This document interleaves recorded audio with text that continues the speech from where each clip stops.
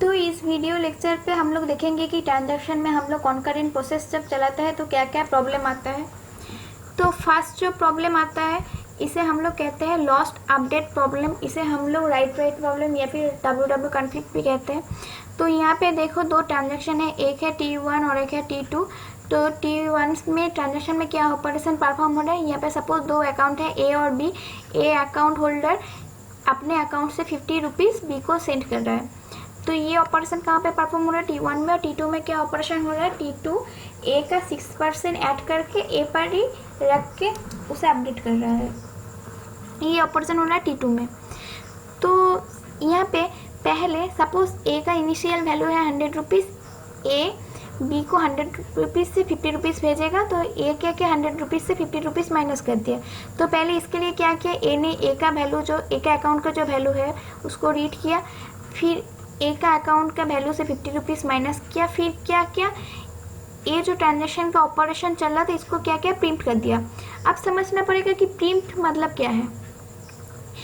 Print मतलब ये है कि एक ट्रांजैक्शन जब अपना काम कर रहा है, अगर उसका काम हो जाता है तो वो दूसरा ट्रांजैक्शन को वो वाला कॉन्करेंट ट्रांसफ़र करता है। मतलब है वो दूसरा ट्रांजैक्शन को बोलता है कि मेरा काम ख़त्म हो गया, अब तुम अपना काम कर लो।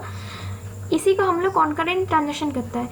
मतलब ये जो परफॉर्मेंस होता है ये सीपीयू में होता है। एक ट्रांजैक्शन जब अपना काम कर रहा है तो वो क्या करता है, वो सीपीयू को यूज़ करता है। अपना काम हो जाने के बाद वो सीपीयू को फ्री कर देता है। फिर क्या होता है, दूसरा जो ट्रांजैक्शन परफॉर्म हो रहा है, दूसरा ट्रांजैक्शन में जो ऑपरेशन परफॉर्म हो रहा है वो क्या करता है, वो उसी सीपीयू को फिर से यूज़ करता है और यूज़ होने के बाद सीपीयू को फ्री कर देता है। तो ये जो प्रोसेस चलता है इसी को हम लोग कहते हैं कॉन्करेंट प्रोसेस। और ये जो हम लोग ट्रांसफ़र करते हैं इसी को हम लोग कहते हैं प्रिंट। तो T1 ने क्या किया, पहले ए का वैल्यू को रीड किया, फिर ए के वैल्यू से 50 रुपया माइनस कर लिया, फिर क्या कि यहाँ से प्रिंट कर दिया। प्रिंट करने के बाद यहाँ पे T2 का काम स्टार्ट हुआ।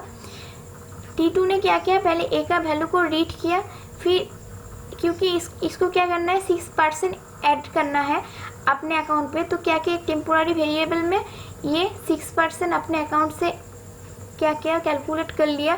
कैसे कैलकुलेट कर लेगा, ए इंटू 0.06 कैलकुलेट कर लेगा। उसके बाद क्या कर लिया, ए में वो जो टेम्पोररी वेरिएबल में जो वैल्यू अपडेट हुआ था उसको एडिशन कर लिया। तो सपोज अब क्या प्रॉब्लम होने जब वाला है, देखो यहाँ पे रीड क्या किया, ए का वैल्यू को 100, लेकिन यहाँ पे तो पहले हम लोग क्या किए थे, ए का वैल्यू से 50 रुपया माइनस कर लिए थे। तो यहाँ पे होना कितना चाहिए था 50 रुपया, लेकिन यहाँ पे हुआ कितना 100। अभी ये क्वेश्चन आ रहा होगा कि यहाँ पे 100 क्यों हुआ, यहाँ पे 50 क्यों नहीं हुआ। क्योंकि यहाँ पे रीड करने के बाद जब इसने ऑपरेशन परफॉर्म किया तो ये यहाँ पे क्या किया, अपडेटेड वैल्यू को राइट नहीं किया। राइट करने से पहले ही इसने क्या किया, इसने प्रिंट कर दिया। इसीलिए ये जो T2 ट्रांजैक्शन है वो इसका अपडेटेड वैल्यू को रीड नहीं कर पा रहा है। तो यही प्रॉब्लम आता है यहाँ पे। तो इसके बाद टेम ने क्या किया, टेम पे हम लोग स्टोर किए, किसको स्टोर किए 6% को स्टोर किए। उसके बाद टेम से हम लोग प्लस कर दिए, जब आया ए में कितना आया 106 आ गया। अब क्या हुआ, अब T2 फिर से प्रिंट कर दिया। प्रिंट करने के बाद कहाँ पे गया, ट्रांजैक्शन 1 में किया। ट्रांजैक्शन 1 पे अब क्या किया, अब उसने अपना जो अपडेटेड वैल्यू किया था, मीन्स यहाँ पे a equal to a minus 50 करके क्या आया था 100 माइनस 50 मीन्स 50 रुपीज़ अभी उसका अपडेटेड वैल्यू है। तो यहाँ पे वो राइट कर दिया। यहाँ पे a का 50 रुपीज़ राइट करने के बाद इसने क्या किया, फिर से प्रिंट कर दिया। प्रिंट करने के बाद T2 में यहाँ भी ट्रांजेक्शन 2 में क्या हुआ, a का वैल्यू फिर से रिटर्न हुआ। तो अभी ए का वैल्यू यहाँ पे ट्रांजैक्शन 2 में कितना है, ट्रांजैक्शन 2 में ए का वैल्यू है 106। तो यहाँ पे इसने राइट कर दिया ए का वैल्यू कितना है 106। और ट्रांजैक्शन 1 में ए का वैल्यू कितना है 50 रुपीज़। क्योंकि ट्रांजैक्शन 1 50 रुपीज़ राइट करने के बाद प्रिंट कर दिया था, उसके बाद ट्रांजैक्शन 2 ने 106 को राइट किया। तो इसके बाद राइट करने के बाद उसने क्या किया, प्रिंट कर दिया T1 को। अब T1 में जो बाकी ऑपरेशन था वो परफॉर्म हो रहा है कि दूसरे अकाउंट में उसको 50 रुपया ट्रांसफ़र करना था। तो इसने क्या किया, पहले बी का वैल्यू को रीड किया, उसके बाद बी का वैल्यू में 50 रुपीज़ ऐड किया, उसके बाद बी का वैल्यू को राइट कर दिया। अब ये जो हम लोग राइट कर रहे हैं बी में जो ऐड कर रहे हैं, यहाँ पे कितना होना चाहिए था ए का वैल्यू यहाँ पे होना चाहिए था 50 रुपीज़, लेकिन यहाँ पे ए का वैल्यू हो रहा है 106, क्योंकि T2 ने राइट कर लिया था 106 को और ये अपडेटेड वैल्यू कहाँ पे भेजा था, T1 पे। तो अभी बी का अपडेटेड वैल्यू ए का कितना है 106, लेकिन होना चाहिए था 50, क्योंकि ये ट्रांजैक्शन 1 में हो रहा है परफॉर्मेंस। तो इसीलिए ये जो 50 रुपीज़ है ये क्या हुआ, ये जो अपडेट हुआ था ये लॉस्ट हो गया। तो इसी प्रॉब्लम को हम लोग कहते हैं लॉस्ट अपडेट प्रॉब्लम। तो इसका डेफिनेशन देखो, a lost update occurs when two different transactions are trying to update the same column on the same row within a database at the same time। Means अगर दो different database क्या करता है, अपना value को same column और same row में update करना चाहता है, तो ये लॉस्ट अपडेट प्रॉब्लम आता है। Typically one transaction updates a particular column in a particular row where another that began very shortly afterward did not see the update before updating the same value itself। The result of first transaction is lost at the simply overwritten by the second transaction। जैसे कि हम लोग example पे देखे कि जो first transaction हुआ means T1 में जो ट्रांजेक्शन हुआ वो लॉस्ट हो गया, क्योंकि वो लोग सेम टाइम में अपडेट कर रहा है दो वैल्यू को। तो क्या होता है, दो वैल्यू को जब हम लोग सेम टाइम में अपडेट करते हैं तो पहला जो वैल्यू है वो लॉस्ट हो जाता है ट्रांजेक्शन का, सेकेंड जो वैल्यू है वो अपडेटेड वैल्यू रह जाता है। इसी प्रॉब्लम को हम लोग कहते हैं ट्रांजेक्शन मैनेजमेंट में लॉस्ट अपडेट प्रॉब्लम। तो नेक्स्ट जो प्रॉब्लम है ये है डर्टी रीड प्रॉब्लम। तो पहले जो एग्जांपल हम लोग दिए थे उसी को कंसीडर कर रहे हैं। सपोज T1 T2 दो ट्रांजेक्शन है। T1 में क्या परफॉर्मेंस हो रहा है कि ए से बी में 50 रुपये को ट्रांसफ़र करना है, और T2 में क्या हो रहा है, ए में 6% को अपडेट करके उसी को ऐड करना है। तो पहले हम लोग क्या कर रहे हैं, यहाँ पे देखो, पहले ए के वैल्यू को रीड कर रहे हैं, उसके बाद ए के वैल्यू से 50 रुपये माइनस कर उसके बाद वैल्यू को अपडेट कर रहे हैं। मीन्स सपोज ए का वैल्यू था 100 के ऊपर हम लोग 50 रुपये माइनस करेंगे तो आएगा 50 को हम लोग क्या कर रहे हैं, राइट कर रहे हैं। क्योंकि यहाँ पे राइट कर रहे हैं तो यही अपडेटेड वैल्यू है, ये वैल्यू ही यहाँ पे रीड होगा ए का। तो अब T2 में क्या कर रहे हैं, T2 में देखो पहले क्या कर रहे हैं, ए का वैल्यू को रीड कर रहे हैं, फिर टेम्पोररी वेरिएबल भी 0.06 को हम लोग मल्टीप्लाई कर रहे हैं, क्योंकि 6% को ऐड करना है 6%, इसीलिए हम लोग 0.06 से मल्टीप्लाई कर रहे हैं। उसके बाद ए में ए प्लस टेम्प कर रहे हैं, उसके बाद राइट कर ले ए के वैल्यू को। तो पहले इनिशियली ए का वैल्यू कितना आएगा, यहाँ पे 50 रुपये हम लोग अपडेट करके लिखे हैं, राइट कर लिए, इसीलिए ए का वैल्यू आएगा 50। इसके बाद टेम्प वेरिएबल में हम लोग 0.06 को मल्टीप्लाई कर रहे हैं, इसीलिए 50 इंटू 0.06 को हम लोग मल्टीप्लाई कर लिए। उसके बाद ए में हम लोग क्या करेंगे, ए में हम लोग ए प्लस टेम्प करेंगे। मीन्स ए में अब पहले कितना था, 50 था, 50 प्लस 6 करेंगे तो 56 आ जाएगा। अब हम लोग क्या किया, राइट कर दिए ए का वैल्यू को, मीन्स 56 अभी यहाँ पे राइट हो गया। अब बी का बी में यहाँ से प्रिंट होकर यहाँ पे आ गया, बी में जो परफॉर्मेंस करना था वो परफॉर्म होगा, क्योंकि ए से 50 रुपये माइनस करके हम लोगों को बी में प्लस करना है। तो इसीलिए यहाँ पे पहले बी को रीड करना है, उसके बाद बी में 50 रुपीज़ प्लस करना है, उसके बाद राइट करना है बी को, फिर कमिट ऑपरेशन देके पूरा परफॉर्मेंस को एंड करना है। लेकिन अब अगर ये सिचुएशन में मीन्स बी का वैल्यू को जब हम लोग रीड कर रहे हैं तब पावर फेलियर ऑकर हो जाता है। अगर पावर फेलियर होता है तो ऐसी प्रॉपर्टी में हम लोग पढ़े थे कि अगर कोई ट्रांजैक्शन में पावर फेलियर हो तो वो ट्रांजैक्शन फिर से रीस्टार्ट करना पड़ता है। तो यहाँ पे ट्रांजैक्शन 1 में क्या होगा, फिर से यहाँ से ये रोल बैक करेगा, फिर से ए का वैल्यू को रीड करेगा, उसके बाद ए का वैल्यू से 50 रुपीज़ माइनस करेगा, उसके बाद 50 हो जाएगा उसका अपडेटेड वैल्यू। लेकिन यहाँ पे प्रॉब्लम क्या आएगा, ये जो रोल बैक होगा फिर से जो ट्रांजैक्शन होगा परफॉर्मेंस वो सिर्फ T1 में होगा, मीन्स T2 का वैल्यू को हम लोग नहीं रीड कर पाएंगे। तो क्या हो जाएगा, तो आंसर जो आएगा वो गलत आ जाएगा। तो ये जो हम लोग T2 का वैल्यू को रीड नहीं कर पा रहे हैं, सिर्फ T1 में रोल बैक हो रहा है। तो ये जो प्रॉब्लम आता है ट्रांजैक्शन मैनेजमेंट में, इसको हम लोग कहते हैं डर्टी रीड प्रॉब्लम।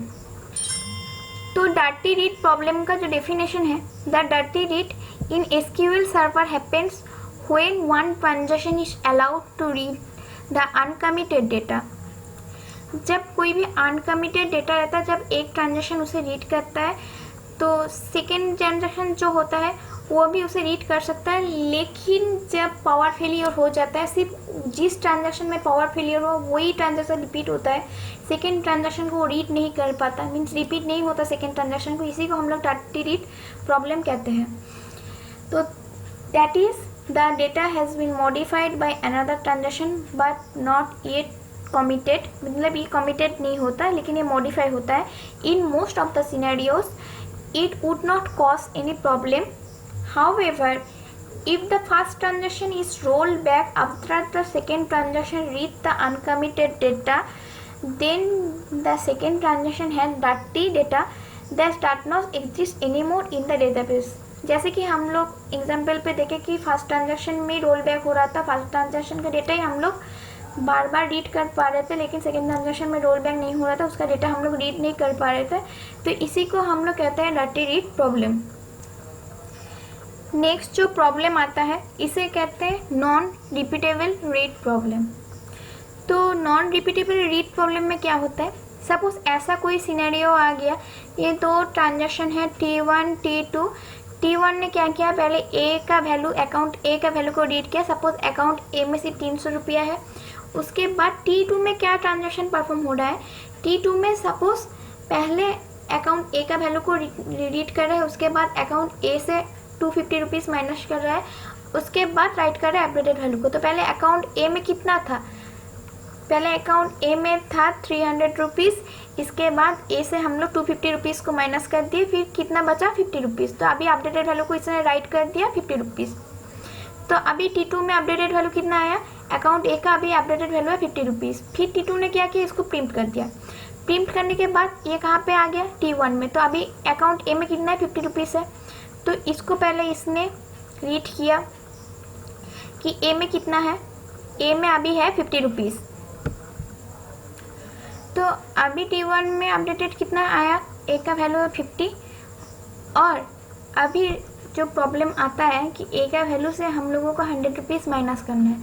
तो ए का वैल्यू अभी कितना है, 50 रुपीज़। 50 रुपीज़ से 100 रुपीज़ माइनस नहीं किया जा सकता, ये तो प्रॉब्लम हो गया है यहाँ पे। फिर मतलब क्या हुआ, दूसरे ट्रांजेक्शन के वजह से T1 ट्रांजेक्शन या फिर फर्स्ट ट्रांजेक्शन क्या हुआ, इफेक्टेड हुआ। तो इसीलिए ये ट्रांजेक्शन कंप्लीट नहीं हो सकता, तो इसी को हम लोग कहते हैं नॉन रिपीटेबल रीड प्रॉब्लम। तो इसी को हम लोग कहते हैं नॉन रिपीटेबल रीड प्रॉब्लम। किस लिए, क्योंकि यहाँ पे एक ट्रांजेक्शन हो रहा है, दूसरा ट्रांजेक्शन भी हो रहा है, लेकिन दूसरा ट्रांजेक्शन के वजह से एक ट्रांजेक्शन इफेक्टेड हो रहा है, इसीलिए ये जो पहला ट्रांजेक्शन ये पूरा कंप्लीट नहीं हो सकता। ये प्रॉब्लम को हम लोग नॉन रिपीटेटिव रीड प्रॉब्लम कहते हैं। तो इसका डेफिनेशन जो है, the non repeatable read happens in SQL server when one transaction reads the same data twice while another transaction update the data between the first and second read on the first transaction। जब second transaction data को update कर लेता है, लेकिन वो first transaction को फिर से प्रॉब्लम क्रिएट करता है कोई भी ऑपरेशन में, तो इसी को हम लोग नॉन रिपीटेबल रीड प्रॉब्लम कहते हैं, जैसे हम लोगों ने एग्जाम्पल पे देखे। तो अब जो लास्ट टाइप का प्रॉब्लम है वो है incorrect summary problem. Incorrect summary problem में क्या होता है, सपोज यहाँ पे T1 और T2 दो ट्रांजेक्शन है। T2 पहले क्या किया, sum is equal to 0, R is equal to K, sum is equal to sum plus K. तो सपोज के का वैल्यू है 50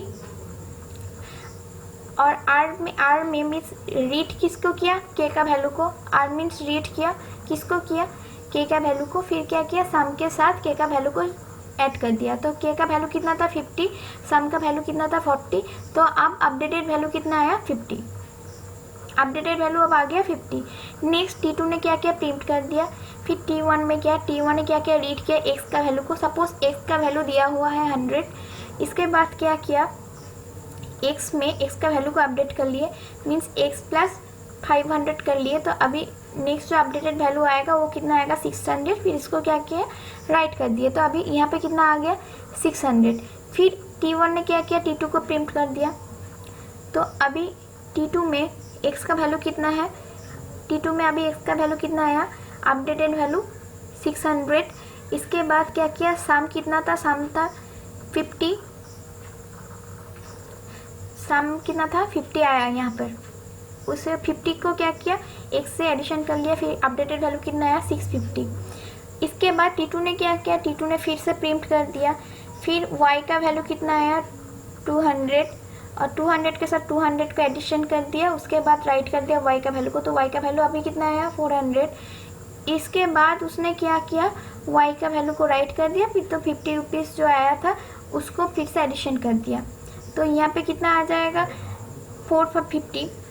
तो ये जो पूरा प्रोसेस हुआ, अगर इसको हम लोग टोटल करेंगे तो पहले जो k और x और y का वैल्यू था उसको टोटल करने से आ रहा था 350, लेकिन ये पूरा ट्रांजेक्शन होने के बाद जब टोटल करेंगे इस मोर देन 350 आएगा।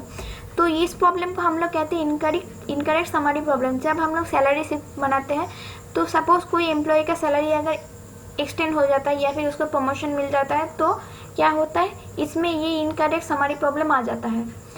तो यही है लास्ट टाइप का प्रॉब्लम। तो इसका डेफिनेशन देखते हैं। If one transaction is calculating an aggregate summary function on A number of database sheet item while other transactions are updating some of these items, this aggregate function may calculate some value before they are updated. So aggregated sum in such a case would contain wrong value. तो इसमें क्या आता है, wrong value आ जाता है क्योंकि aggregate करने से। तो इसी को हम लोग कहते हैं इनकरेक्ट समरी प्रॉब्लम। तो अगर समझ आ गया होगा आई होप, लेकिन अगर समझ नहीं आया तो मुझे SMS करना या फिर कमेंट सेक्शन में कमेंट करना।